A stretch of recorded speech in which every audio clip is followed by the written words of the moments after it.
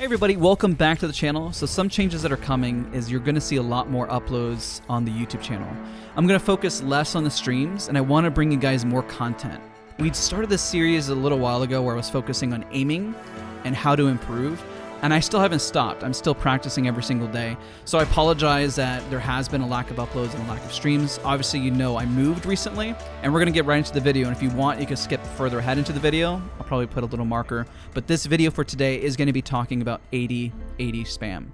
But again, things that I've been struggling with, obviously, I worked a 9 to 5 before in human resources, worked as a store general manager, and then I try to find balance of content and also a love life. So the struggle's real. We move past that. Let's hop into the topic of today. And obviously, as the weeks keep going, I'm going to have more of my stuff. I want to do some unique things, maybe showing a camera on my hand. I did before. And I want to talk today strictly on the topic of 80-80 spam and how you practice it. I don't have my stuff yet fully. I am sleeping on the floor still, but hopefully that changes this Wednesday. I'll keep you guys updated. Maybe we'll do community post that things have changed. But nonetheless, 80-80 spam. This is my weakest spot in general in terms of aim. I've been practicing a ton and aiming throughout the years on Kovacs, Battlefield, Apex Legends, the practice range, anything. Everyone knows me as a sniper, but I've been working on my aim across the board to improve and broaden my spectrum that I can pick up any gun and aim. So let's talk about the first thing. It's obviously finding your sensitivity. My odd findings is that with aiming through 80-80 spam is that with lower or high sensitivity comes a massive set of issues, both on controller and PC. So let's talk about those. The pros of a higher sense. You can be faster to adjust, requires less desk space, it can be easier to 360 if on a controller, and can be less intensive on the arm. Now the cons. When it's cold, it really creates inconsistencies. When stressed, can cause tension and even more inconsistencies. So when you're in that intense gunfight, it can be hard on a controller to microshot or get that fine movement, especially when somebody's at a distance. It can even negate aim assist. So a game like Apex Legends, the higher sense you have, people have noticed that aim assist can be a little less. Yeah, so the pros of a lower sense is that it can help keep your aim stable under stress, so that micro movements don't affect your aim. It can help aim assist, especially on a 3-3 setting on Apex Legends. And it can be less intense on the hand because obviously the movement goes more to your arm. The cons is that it really requires a lot more desk space. Your positioning and how you sit matters immensely more. It's harder to do a full 360 if you're trying to react on controller, and it requires way more muscle memory and consistency to build up arm movement. I mean, the same thing could be said for fine movement on your hand as well. It really depends. This is more, goes down to your genes and what you're going to learn faster. So let's discuss how you practice this. The easiest answer is really just going to go in game and practice. Go into the test range and have somebody stand in front of you and just 80-80 spam back and forth. It'll look something like this. I'm going to show it on screen. So this is going to be the best way, like I said, but naturally you're not always going to have a partner to help you, right? And an alternative is to look at your gameplay and review your footage, and when you clearly mess up and just put it in slow motion.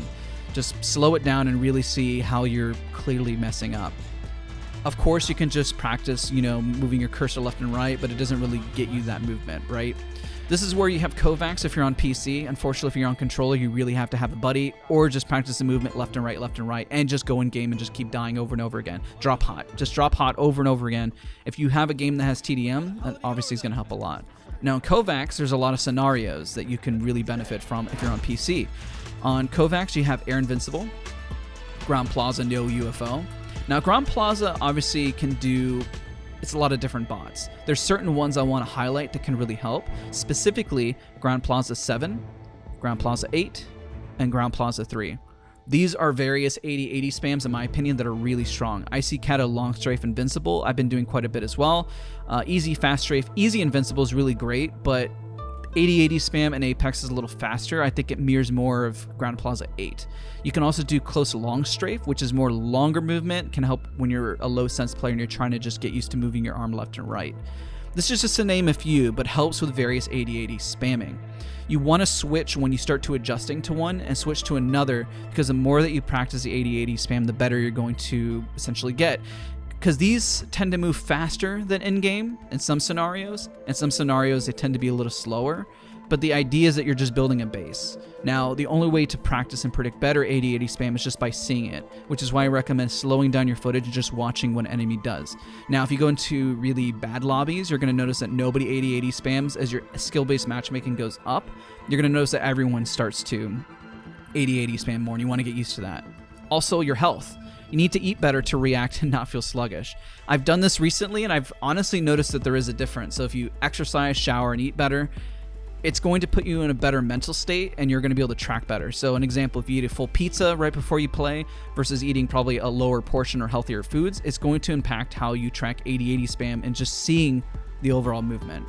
You don't want to feel sluggish when you're trying to go for big plays and trying to feel the stress, and you want to have a less foggy mind. I know personally when I eat a full-on pizza, I feel foggy compared to when I'm not, and that's just kind of the reality that you're going to have to deal with. And lastly, FOV. I've done a full video on this and how FOV can perceive a different sensitivity because the amount of zoom you have on screen, but you need to mentally match the FOV of what you see on screen that's going to be best for you. So what does it mean when I say this? A low FOV will make your sense feel higher. The same sensitivity on a high FOV will make it seem like it's moving slower. It's obviously not, but it's occupying the same space. This is just because of the zoom.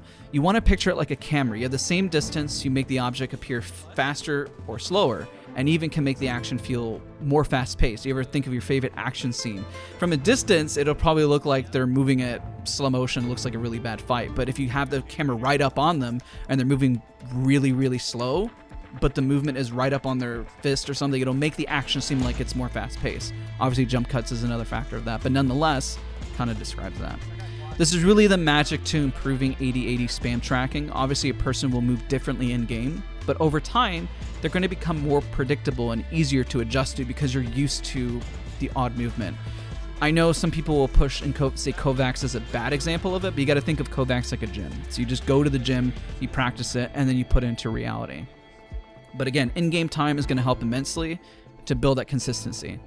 So again, I really appreciate you guys watching this video. Leave a like if it helps. Subscribe if you want more. Would love to do a video of just showing my hand, because even I do things where I'm going to personally break down my own aim and mistakes that I make that I've learned in the past probably 3 weeks that I've been practicing this. More so, I practice more 80-80 spam than I ever have, and I've already noticed a big difference in just 3 weeks of practicing it. I feel like I should have probably practiced it much sooner, to be honest.